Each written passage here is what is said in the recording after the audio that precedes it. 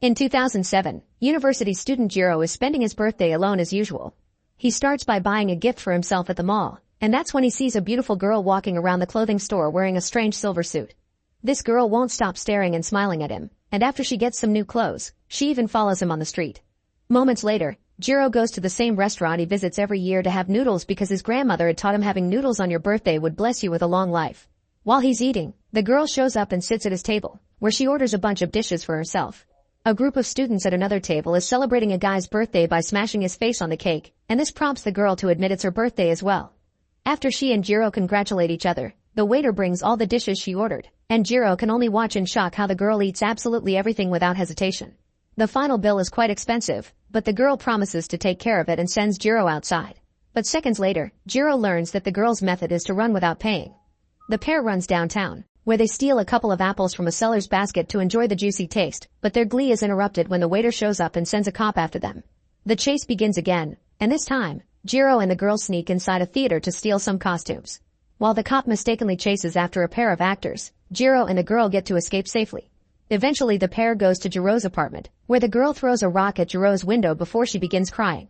She explains it was on this balcony that a guy kissed her before saying he didn't like her anymore, that she ate too much, acted crazy, and that he didn't want to see her again. Jiro assumes she means someone that lived there before him and stops her from throwing more rocks before taking her out for a walk in order for her to calm down.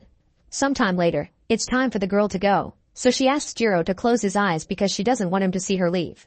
First though, she gives him a cute little red keychain, which she had bought for herself on her birthday, and in return Jiro gives her the anime figurine he had bought for his own gift. As the girl finally starts to leave, she confesses she came from the future in a time machine, and once she's far enough, she changes her mind and asks Jiro to open his eyes so he could see her smile. For some reason, this feels like deja vu to Jiro, and it makes him cry. 1 year later in 2008, Jiro's celebrating his birthday on his own again and hopes he may see the girl once more. Meanwhile in the middle of the city, a flash of lightning hits the streets and makes the girl appear in her silver suit again. However, this time she's acting pretty different. Her movements are stiff and her eyes are glowing. As she walks down the block, she comes across 3 thugs that try to harass her, but she surprises them by displaying a variety of powers that she uses to beat them up, like super strength, super speed, and sharp hair. After asking one of the thugs for the date, the girl goes to the mall to steal some shoes and clothes. When the clerks try to stop her, she knocks them out with tasting vision, and when a cop comes after her, she pretends to be a mannequin on display. Afterward she steals a cake and some flowers before rushing to the restaurant where Jiro is having his usual noodles to surprise him with the gifts. Jiro's very happy to see her, but he quickly gets confused when he notices how stiff and awkward her mannerisms are. Remembering the group of students they saw last year, the girl pushes Jiro's face into the cake, but before he can protest, something shocking happens. One of the clients turns out to be a crazy shooter that begins firing his weapon all over the restaurant. The girl seems to be expecting this and moves Jiro out of the bullet's way before approaching the shooter and beating him up. After throwing the criminal out the window and making him catch on fire with his own cigarette and the gasoline he had brought for his plans, the girl takes Jiro back to his apartment, where she breaks the padlock to get inside and uses her eyes to play a recording sent by a Jiro from 65 years in the future, who looks absolutely horrible. In his timeline, this Jiro was hurt by the shooter in the restaurant, but thanks to a lottery ticket he bought earlier, he became rich. All the money he won was spent on creating Cyborg 103, who was modeled after the girl Jiro met on his 2007 birthday and is programmed to become more human the more she learns and lives with him. Future Jiro sent her back in time to save this other Jiro from the shooter and to keep him safe from an incoming disaster, but he doesn't specify what. After the recording is over, Jiro wonders if 103 is capable of getting intimate, for which gets tased as punishment. Then, 103 meets Jiro's pet Raoul the iguana, which she finds very peculiar. The next morning to Jiro's shock, 103 ends up cooking Raoul for breakfast. From that on, Jiro and 103 start living together, and 103 helps Jiro as much as she can. When he's late for classes, she carries him to the university building using her super speed. She also scares the teacher into not throwing chalk at his students anymore. She goes with Jiro everywhere, even when he hangs out with fellow students, and also continues to eat a lot, but trying alcohol proves to be a mistake because it makes her malfunction. Jiro works as a cashier in a fast food restaurant, where 103 sits at a table while keeping an eye on him and stealing food from customers. One afternoon, a kid crosses the street with bad timing and Jiro almost has to watch the child get hit by a vehicle, but 103 rushes out of the restaurant using her super speed to save the kid just in time. Life continues as usual for Jiro, although it's much better now with 103's help. She records his classes, helps him with any little problem he may have, and refuses to take the bed option for falling into sleep mode while standing near the window for extra safety. In return, Jiro buys her food, lots of cute outfits, and teaches her how to have fun. One morning, Jiro wakes up to find 103 covered in ash, but she doesn't explain why. He quickly gets his answer when he turns on the TV and watches the news, which shows a bunch of kids that were saved from a fire by a mysterious hero. Afterward, 103 asks Jiro to visit his hometown. Jiro doesn't see the point because his village had been razed by an earthquake when he was young, but 103 insists he should do it anyway, explaining old Jiro from the other timeline regretted never going back when he died of old age. Met with the idea of how fragile life is, Jiro begins crying and accepts to go. 103 takes him there on a bus that does something funny on the way, and she makes him promise not to speak to anyone in the village once they arrive. Jiro is shocked to find his hometown exactly as he remembers it, including the people. His friends still look like kids and the old people are still alive.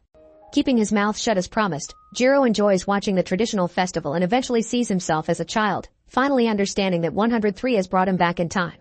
He also gets to see his first Raoul, who was a cat, and his grandmother, who raised him as his own kid.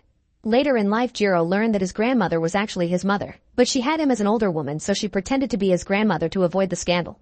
Little Jiro is hiding a time capsule in the garden, thus present Jiro recovers it to find a family picture with a message from his younger self reminding him to become a great scientist. Thinking about messages from the future, Jiro asks 103 to tell his older self thank you when she returns, and while 103 accepts, she looks sad and hesitant. At the end of the trip, 103 gives Jiro a piggy ride the same way his grandmother used to. He isn't sure if it was because of 103's cold back or the side effects of time traveling, but when Jiro returns home, he's feeling sick and must stay in a hospital for a while. 103 stays by the window in this room the same way she used to do at home, and as Jiro watches her, he realizes he's starting to fall in love with her. One morning, Jiro turns on the news and watches how 103 saves a group of teachers and students from a mad shooter that broke into a school to take hostages.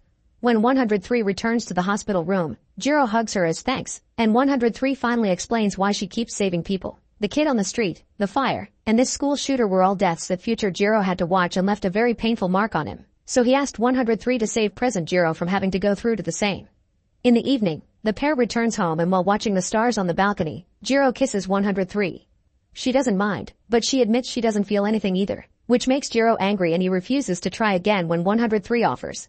Later when 103 has entered sleep mode, Jiro apologizes to her, but he's still unsure of what to do. He knows he shouldn't expect human things from her, but he wishes that if she can't express love, she would at least say she can feel his heart. Living with 103 while being in love with her becomes very frustrating for Jiro and his feelings, so he decides to go dancing with another girl to try to make her jealous. This ends up backfiring on him because a guy asks 103 to dance with him instead, and since 103 is so good at doing the robot, she gets the attention of everyone in the club, thus Jiro becomes the jealous one in the end. Irritated, Jiro leaves the club with his dancing partner, telling her 103 is his bodyguard to avoid the girl minding the cyborg following them everywhere. When Jiro kisses this girl, he's slapped for being too forward with someone he just met, and this triggers 103 into coming to his defense. She throws the girl into a water fountain, explaining it's because she hit Jiro, but Jiro accuses 103 of being jealous. He's quite drunk at the moment and not thinking straight, so after throwing up on the floor, he asks 103 to stop following him. He's tired of how much she eats, how hard she hits, and he doesn't like her anymore, meaning he doesn't want to see her ever again. For his final goodbye, Jiro makes 103 close her eyes in order for him to leave without her knowing where. The following morning, Jiro regrets everything he said and blames it on the alcohol, but he can't apologize because 103 isn't around anymore. His life becomes boring once more, and his teacher can now bully him again because nobody will protect him. Jiro can't stop missing 103 all the time, especially when he notices the details she left behind, like bringing Raoul the cat from the past so Jiro can have a new pet. One afternoon, a very strong earthquake hits the city. As Jiro's building starts crumbling down, he thinks he's going to die, but 103 appears just in time to save him. Jiro hugs her as thanks, expressing how much he's missed her, but there's no time for feelings. They need to reach a safe place because the whole city is being utterly destroyed. As they run away, 103 makes sure to keep Jiro safe, even pushing away a truck when one almost runs over them. However, when a building falls down, it's too much weight for even 103, and after pushing Jiro away she ends up trapped under all the debris. Jiro falls into a crater and barely manages to hold onto a broken pipe to avoid death, but 103 can hear his pleas for help and decides to pull a desperate tactic to save him. Since she can't take her whole body out from under the debris, she breaks it in two and drags the upper half through the ground to reach the crater. Thankfully, she still has enough strength left to pull Jiro up and save him, but this isn't over yet. Jiro needs to leave without her because it's too dangerous. Jiro refuses, but after admitting she can indeed feel his heart, 103 pushes him away again before more debris falls on top of her. Having no other choice, Jiro goes away, and he doesn't return until sometime later when the area has been secured and all the citizens are coming back to see if they can recover any belongings. Jiro digs around until he can find what is left of 103, who isn't working anymore, but he doesn't care. Like the Jiro from the other timeline, this one wins the lottery as well, and he dedicates his life to rebuilding 103. 61 years later, Jiro is an old man in a much better condition than his alternate self because he never was a victim of the shooter, and not only he rebuilds 103 with her memories and her ability to feel his heart, but he also builds 3 more like her. When Jiro dies of old age, 103 is sent to a museum. Years later, in 2133, 103 is seen at the museum by the girl from the beginning of the story. She can't understand why a random cyborg from 60 years ago looks like her, so when the museum holds an auction, the girl buys 103, who comes with the red keychain that Jiro had. Then, the girl transfers 103's memories to her own mind, learning about everything that happened with Jiro and making her want to meet him.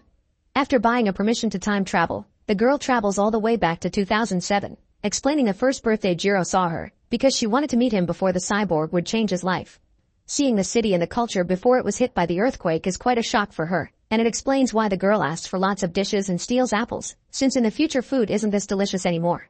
Spending time with Jiro makes the girl fall in love with him and fall deep into synchronization with 103's memories. This is why on the balcony she gets angry and throws rocks at Jiro's windows. She's hurt by the time Jiro sent her away saying he doesn't like her anymore. When the time comes for her to leave, she makes Jiro close his eyes because she doesn't want to see her cry. She also gives him the red keychain to bring the gift chain to a full circle. As she leaves, she starts realizing going back to the future would mean living in a time when Jiro is dead, so instead she travels to the day of the earthquake, finding Jiro clinging to what is left of 103. The girl decides to stay here to live with Jiro and feel his heart, kicking off the start of a third timeline. Make sure to subscribe and turn on notifications so you can watch more videos like this. Thanks for watching.